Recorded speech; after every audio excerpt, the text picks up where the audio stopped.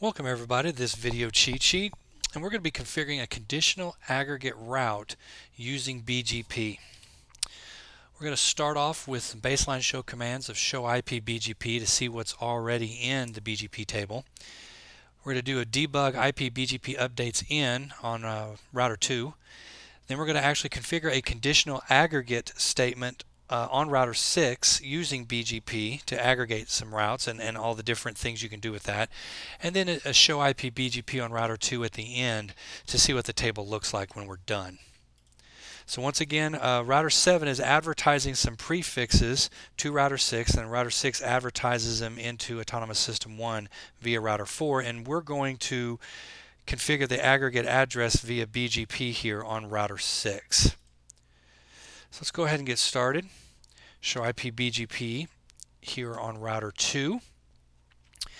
And you'll see that we have this prefix right here. No, I'm sorry, this is what we're looking for up here.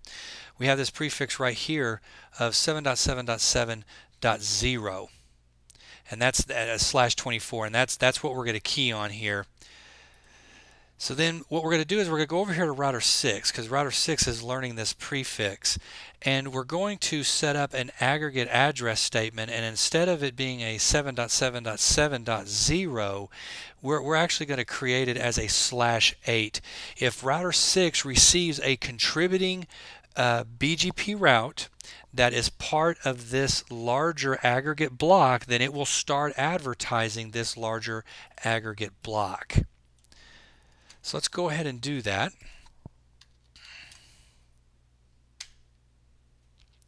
So we configured the aggregate address. Let's go back over to router 2 and do a show IP BGP again. And now we see that we still have this 7.7.7 from router 7, but then also we did not have this before. We also have now this aggregate here from router 6. We didn't have that up here. Now you'll notice that the path, even though router 6 is receiving a contributing route from router 7 is the one that's advertising this prefix.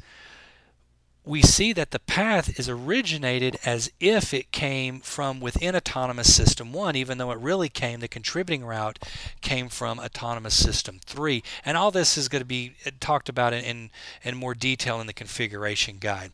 So let's add AS set. If you add this to the end of the command, the aggregate address command that we put in on router 6, it is going to keep the contributing route's AS number on there, where here it's not. It's as if it originated from within this autonomous system.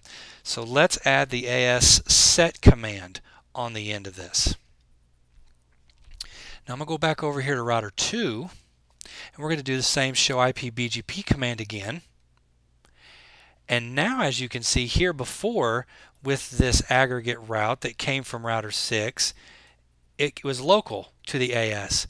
Well, now we have this prefix coming from router 6, and now we see the AS from the contributing route AS, which once again is this route right here. This is the contributing route that's triggering router 6 to advertise the aggregate, and it's keeping track of it now as router 6 originates an aggregate route. It's keeping track of where the contributing route came from.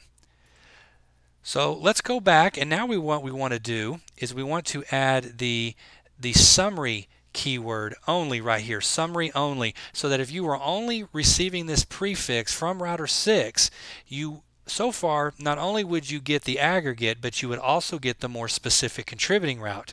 So now we're going to do summary only. Throw that on the end. So we're going to keep the AS set, summary only, and add that. And then we're going to go back over here to 2, and really nothing should change.